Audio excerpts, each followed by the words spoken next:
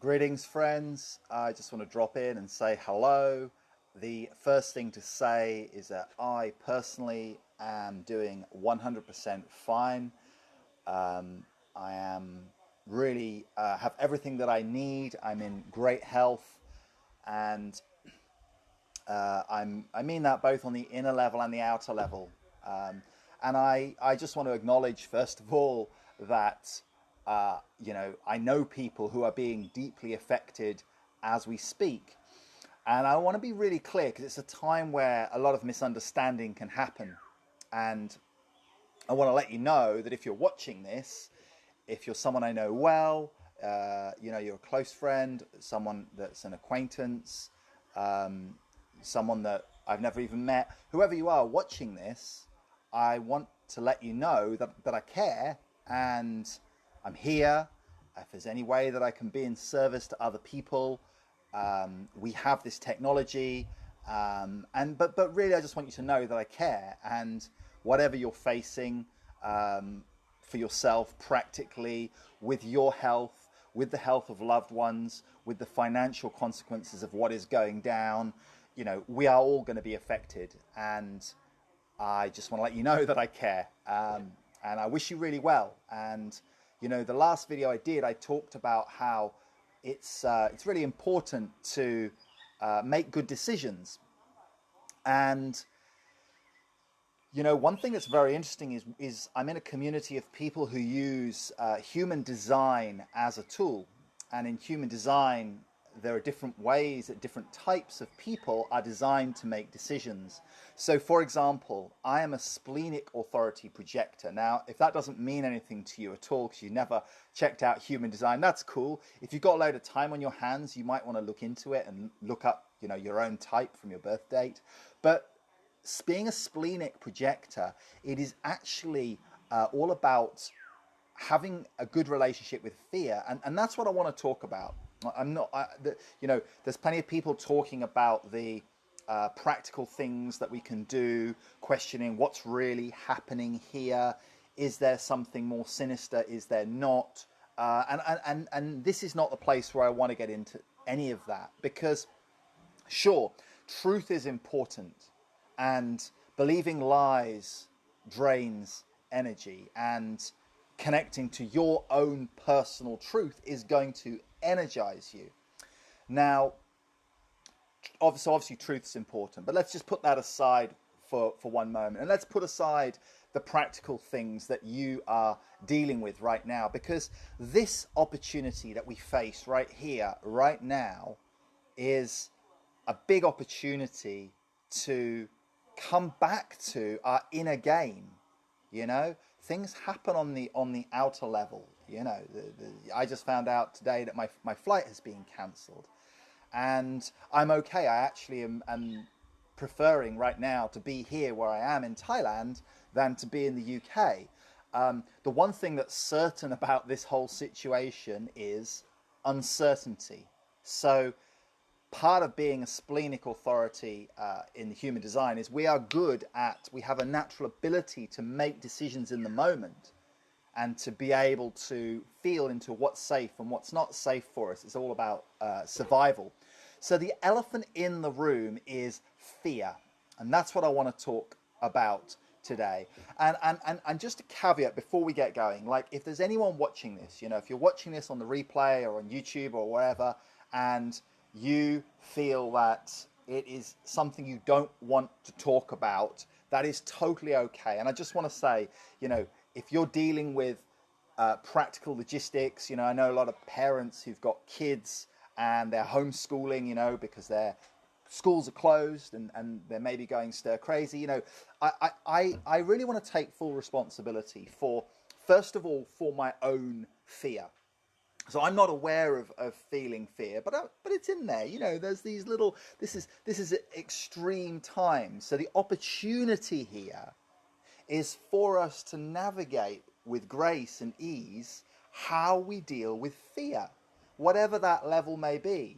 Now, if you're watching this, you may be terrified, you may be not aware of any fear at all, or you may be okay with yourself but feeling things from the collective. And I just want to say before I start this that, if you're someone who does not want to look at fear, please don't watch this video. If you're someone who feels that you'd prefer not to know, and you want to be distracted, you want something to take your mind off, then I totally respect that, and there's no judgment whatsoever, and it's probably best that you do not watch this video. So I just want to be clear about that. And I see a great opportunity here to do some inner work. Now, what does that even mean? Well, what it means is that no one is talking about how we relate with our fear. And, it's a time when it is, I'm not saying that 0 is the appropriate response. I'm not saying it's that we shouldn't be afraid. And I'm not saying we should be terrified. You see what I mean? So there's an appropriate level of paying attention. Now, fear can be useful, like if something happens, if I'm riding my scooter and someone jumps out in front of me, or something happens, fear produces that adrenaline and allows me to make a good decision. So the first thing I want to say is, please, there is nothing wrong with fear. And it can be very healthy to express that.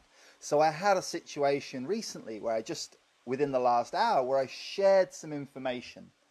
And I am taking a lot of responsibility for not spreading, yeah? So there's an analogy here on the physical level. On a physical level, I am not afraid. I'm not worried. I'm not concerned for my health. But what I am doing is I'm wanting to take responsibility with how what I do affects other people. So I could share some information with the intention to help, and someone else might feel a jolt of fear or anxiety or whatever. And I don't want to create any more fear for anyone else. So I'm wanting to take responsibility, and that's why I want to do this in a video, to just talk about these things. So talk about some of these fears.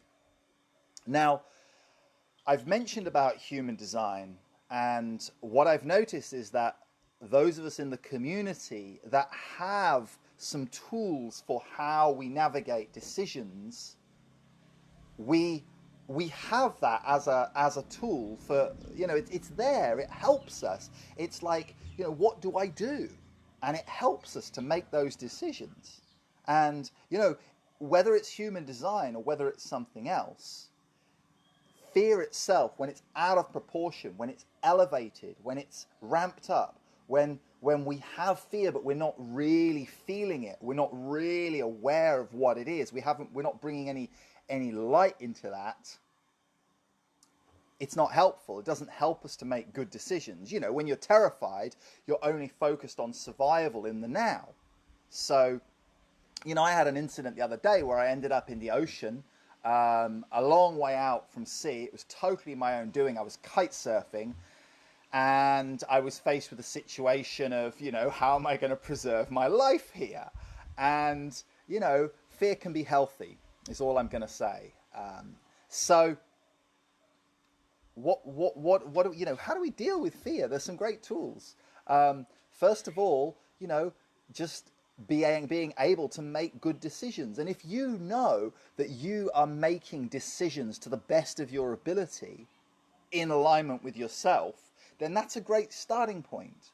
So, we don't know. We're dealing with an uncertain situation. So no one knows what the right thing to do is.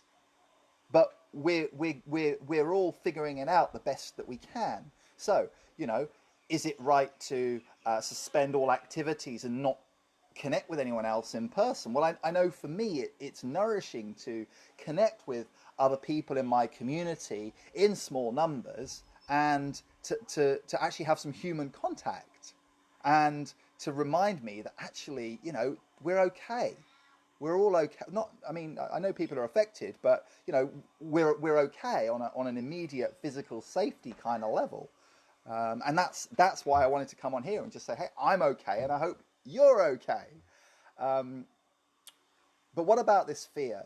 You know, it's very, very, very easy to allow, you know, what we take in isn't just food, it's not just air, it's like the ideas that we take in, the energies that we take in from people around us can affect us. So fear is very, very contagious. And you know, the opportunity right now is to face our fear. You know, you may have heard the acronym false evidence appearing real, fear, FEAR. So, you know, it's very important what we are believing and what thoughts are running around in our head. And the absolute best tool that I know for working with this is the work of Byron Katie. And so what you do is you start out by identifying what is the fear, what's the, you know, so for example, you know, it could be someone thinking, I don't know what's going to happen. It could be my loved ones are at risk. And so whatever the thought is, you start by writing it down. Okay, I don't know what's going to happen, or I need to know what's going to happen, or, you know, I'm financially going to be ruined. And it's not about saying any of these things are right or wrong. It's just about looking at the relationship between your thoughts and what goes on in your inner world. You know, this is inner work, and this is the opportunity for all of us. You know, especially if you have a lot of time on your hands because you're at home taking care of yourself and being considerate to other people and caring, you know, not wanting to cause harm to other people. So it's a really powerful method. If you look it up, thework.com, you can check that out. And it's free. You can go, you can do the questions. If people are interested, I would totally be open to doing a Zoom call where people can bring whatever fears they are facing. You know, and the key thing with these fears is, for me, is, you know, having a healthy relationship is not to be lost in the fear. It's not to get overwhelmed by it and be living with this fear affecting us and resonating in our being and making us nervous. Like, how many of you, just give me a little thumbs up if you've seen people around you being snarky to other people, people that are considered themselves to be conscious, who are like being snarky or rude or aggressive towards other people. Because I'm seeing a lot of that happening, and I'm not upset with anyone for that, because I just think that we've got this background level of fear. Yeah, so this is a chance to bring it out into the open, to bring it in front of us and say, right, what am I afraid of? You know, if someone has a belief right now, we could do this. If someone wants to just type a belief of what they're afraid of, let's see what Rebecca's saying here. So Rebecca says she's okay with uncertainty. That's an everyday given in her design. Her fears are that I'm unable to help and support my community, and my own personal fear of losing my freedom. Right, so these are really powerful things that we can look at. I'm not able to help and support my community. So we can start with saying, well, is that true? Is that true? And we're looking for a yes or no. So, okay, maybe it feels like a yes. I'm unable to help and support my community. Can I absolutely know it to be true that I'm unable to help and support my community? No. So how do I react? So these are the questions we're going through. How do I react when I believe the thought that I'm unable to support my community? How do I react when I believe that thought? I feel helpless. I feel de-energized. I feel like it's all pointless. I feel powerless. And where do I feel it in my body? Okay, I feel it's like a tension behind my heart, like a tightness in my heart. Does it bring peace or stress? This is all part of that third question. Does it bring peace or stress to my life when I believe the thought that I'm unable to help and support my community? It's stressful. Rebecca's sharing that she feels panic. Okay, well, where do you feel that panic in your body? How does it affect the way that you breathe when you believe the thought? You know, this is for all of us to do this inquiry. So How do we breathe differently when we believe that we're unable to help and support our community? Maybe the breath gets more shallow. Okay, so let's now look at question 4. So the invitation here is to be present, be grounded, be physically where you are right now. So to feel the chair you're sitting on, the ground you're standing on, notice the air that you're breathing, and just ask yourself the question, who would you be right now if it was not possible to believe the thought that you're unable to help and support your community? Who would you be right now? How would that panic be without that belief? How would you be in your heart without the belief that there's nothing you can do you're unable to support those people around you, unable to help and support your community? And there's no right or wrong here. We're just looking at the difference. How are we with the thought? How is it without the thought? It's not to make it wrong. We're just looking at how are we with the thought and how are we without the thought. This is not about anything that we do. It's about our inner state. We can also ask, how do we treat other people? How do we treat other people when we believe there's nothing we can do to help? How do we treat other people when we believe that we're unable to help and support our community? I know for me, I pull back, I withdraw, I do my own thing, and there's nothing wrong with that. And how do I react when I feel without the story there's nothing I can do to help and support my community? Well, here I am. Maybe I reach out to people and say, hey, how are you doing? And I'm available for connection. So those are the 4 questions. And you can then do what's called a turnaround, where you then look at, you then look at some opposites that could be true. So I'm not able to help and support my community. I am able to help and support my community. So, one example of that is I'm here right now doing this. And, the last video I did, it didn't get watched by hundreds of people, but the people that watched it and messaged me said, thank you. There are about 5 people who said, wow, that was really spot on. So great. So, this thing about how we talk about virologist looking at spread, and, that goes to 2 people and that goes to, this kind of thing. Well, what if we could each of us take it on board, those of us that are capable of doing so? It's okay, well, what if we could help 5 people? Yeah, what if I can help 5 people? So another example of a turnaround. I'm unable to help and support my community. I met a friend for dinner a couple of nights ago, and she was feeling very anxious and panicky and just not feeling good. And she was still anxious and had some anxiety at the end of the time we spent together, but she said, hey, that helped, thank you. So I felt good about that. I'm unable to help and support my community. So another example. So does anyone have an example?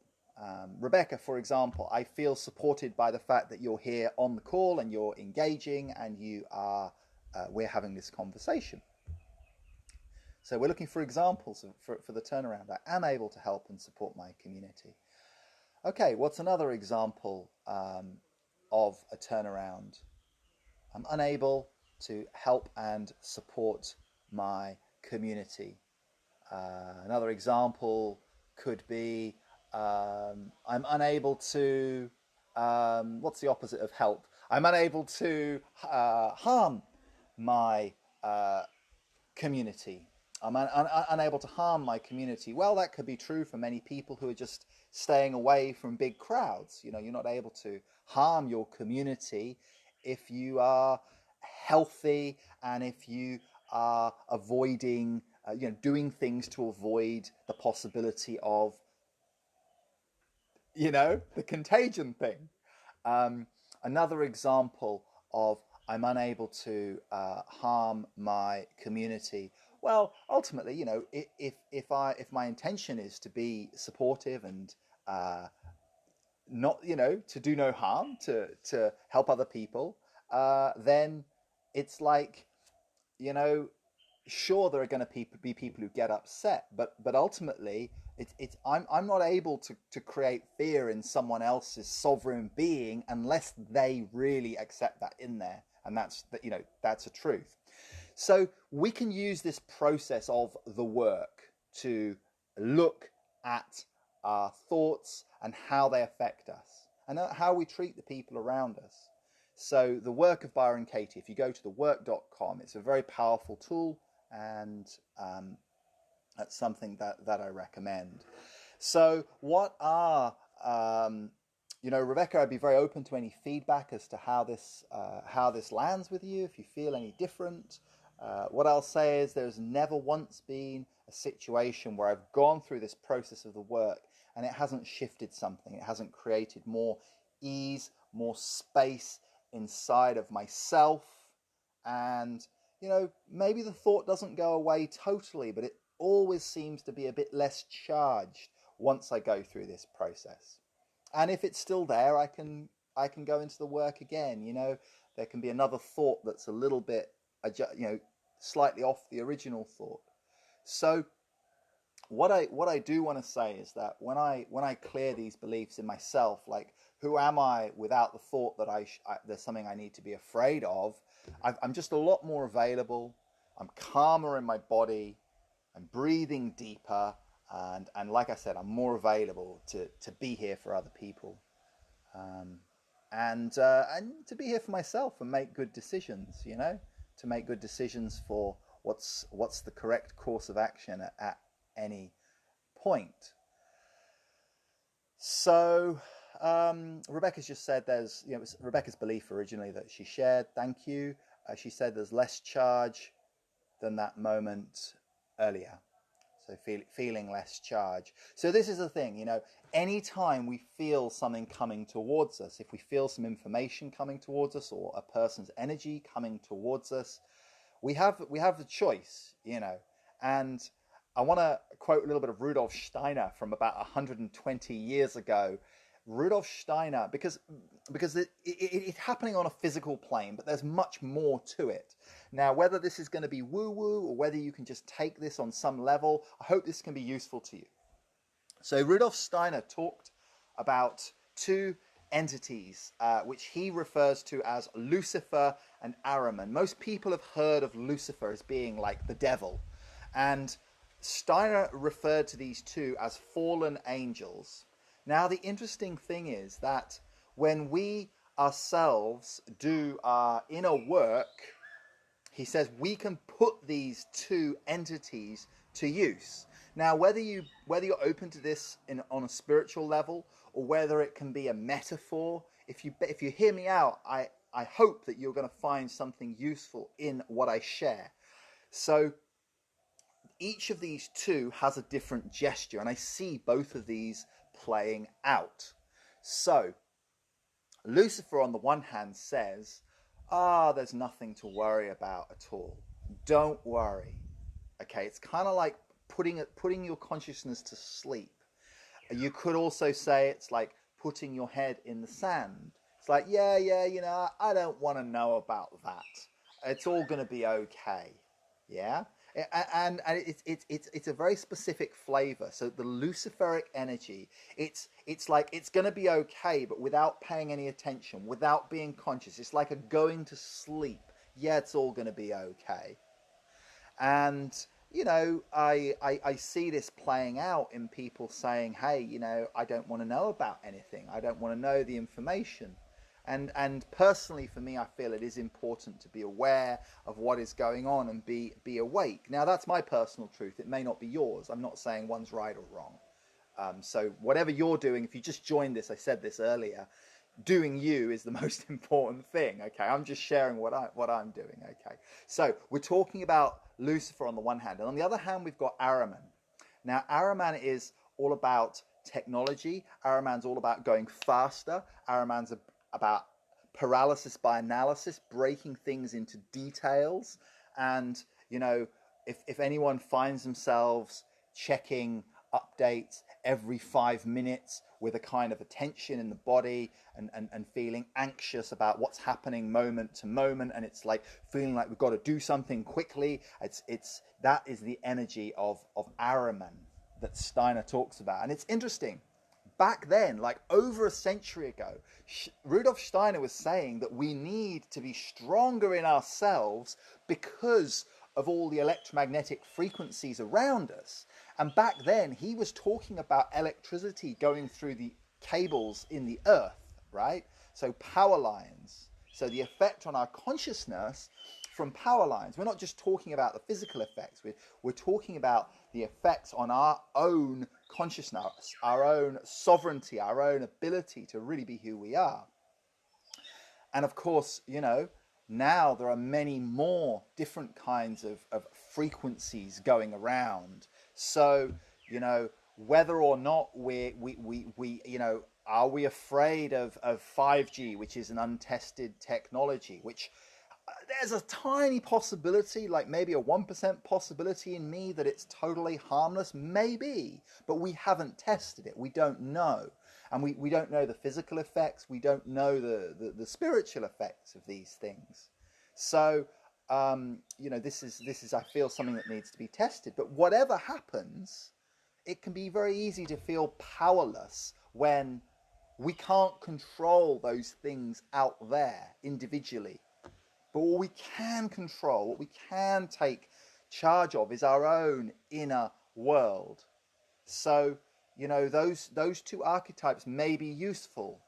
So for me, I'm like, okay, where is it where I'm switching off, and I'm like, yeah, I don't want to know about that. Please don't tell me about that. And where is it that I'm becoming obsessed and going into details and wanting to have information and getting all, a load of thinking, like hyperactivity in the mind. And in between those two is just presence. It's just being okay with what is, and being willing to look at those fears, being willing to question beliefs that are causing stress. They may not necessarily be fears. But it could be any one of a number of things, of like, the economy is ruined. How do I react? Is it true? Can I absolutely know it's true? How do I react when I believe that thought, and how am I without that thought? And what I do know is that every single time I run through this process, who am I without the thought is always, if it's a stressful thought, it's always more resourceful, more loving, more open to connection, more energized, more alive. So many people just feel like, well, my thoughts are my thoughts and I can't change them. And this is not about trying to change your thoughts, but somehow it does. Somehow it allows us to have less of a charge. It allows us to be less controlled by the intensity of those beliefs. So I just want to wrap it up around about there. I'm very fortunate in that the beach is still open here, and my activity of choice is kite surfing, which doesn't really involve that much contact with anyone else. I'm actually personally not afraid of contact with other people at all, but what I am afraid of is the reactions of people around me. I wouldn't say, it's a low-level fear. It's like a healthy respect, because a mob of afraid people is a scary thing. So it's when the time comes when I have to, if the time comes when I need to stand my ground and say, actually, this is not true for me. I don't want to do this. I don't give my consent. I want to be able to do so with my heart open and full acceptance of everyone being where they're at. And I really encourage, just like we see a lot of people saying, it's your responsibility to care for to be healthy. Well, we don't hear people saying it's your responsibility to be healthy. That's a whole nother question of, what are we doing to support our immunity? And if people want to know what I'm doing, message me and I'll share with you what I have been doing and do and am doing to support my immunity. I'm really open to sharing that if people want to know. But I don't need to push it on anyone. And yeah, I'm a projector, so I'm you know, when I'm invited, I'm here, I'm available. Now, what are we talking about? Well, you know, it's fear, and we hear a lot of things saying, well, you know, it's very important that you take these particular measures to protect people who are less well off, to protect people who are more vulnerable, and so on a physical level, that's you know, a lot of people doing those things. It seems pretty obvious on some level. Again, I don't want to go into that, but all of us are affected by fear on some level. All of us, unless we've been hiding under a rock, are affected by fear on some level. And I just want to say, you know, like I said earlier, I just want to repeat this. It is okay. And what if we just had a healthy conversation about fears? You know, what if we actually said, okay, well, how much fear are you carrying? You know, and are you willing to start to clear some of that, to start to look at some of that, to start to question some of those beliefs, to start to accept that there are things we cannot control, and to start to accept, you know, ultimately everyone's afraid to die, or if we're not afraid for ourselves to die, we're afraid for our loved ones to die, or someone else's loved ones to die. And, you know, it's a fact. Death is a fact. Now, just because I'm okay, I'm pretty much okay with death. You know, maybe there's some part in me where I am afraid to die, but I'm generally I'm cool with it. I'm okay with it. And please, if you're listening to this, please don't take the fact of what I'm saying to say that I don't care about people dying. You see what I mean? I don't want to die. I got so much life left in me. I'm not ready to. I'm ready to die, but I don't want. You know, just it's this like contradiction. It's this contradiction, and you're absolutely welcome, Lizanne. Thanks for your comment. Um, so I guess what I'm saying is, in the same way as there is advice to quarantine ourselves, you know, if you are whatever's going on a physical level, you know, if you're coughing and spluttering and you go and get around a whole bunch of people and you cough and splutter on them, look, whether or not there is a virus or you're carrying a virus, you're going to create fear and panic in those people around you. Okay. And what I'm saying is that we have just the same responsibility on the inner level to not propagate fear. And it starts inside of ourselves. Now, whatever level, if someone's watching this and they're really panicked, just drop me a line and we can connect, and I can support you. I'm here. If your fear level is like a 7 or an 8 out of 10 and you're freaking out, or you're depressed, you know, feeling like, damn, what's the meaning? Everything's been taken away that I love doing. If you're watching this and that's you, just reach out to me. You know, and if I can be here and help someone to go from a fear level 7 out of 10 to a 5 out of 10, then I feel like I'm supporting and I'm helping to be a part of that. So that's something else about being a projector in human design, is that I am here to support. I am here as a guide. I'm here to assist, but it's only when I'm invited. You know, it's only when it's correct. So yeah, if you weren't aware that this is something that can be worked on, I hope I've shown you in this video that we can address fear.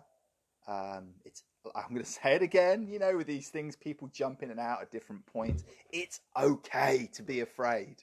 And if you want some more tips and information, then let's just go back and watch this thing, or drop me a line, or whatever it is. But you know, and I actually think that Rebecca just said something. Let's read her comment. She said something about ancestral fear, and I definitely agree that fear, whether it's ancestral, passed on, or whether it's, you know, when we're kids, we pick up our parents' fears.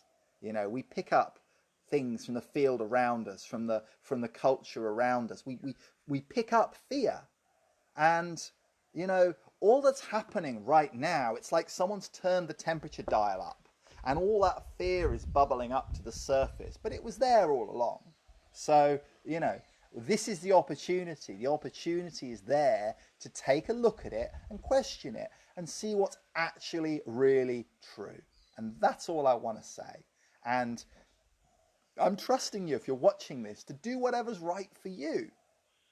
So, you know, if for some reason someone has watched this video through and they're terrified and horrified and it's making it worse, then please stop it, you know? Please don't watch. You know, please don't. If it's just gonna, you know, please don't do things that create more fear in you unless you're able to hold yourself in that.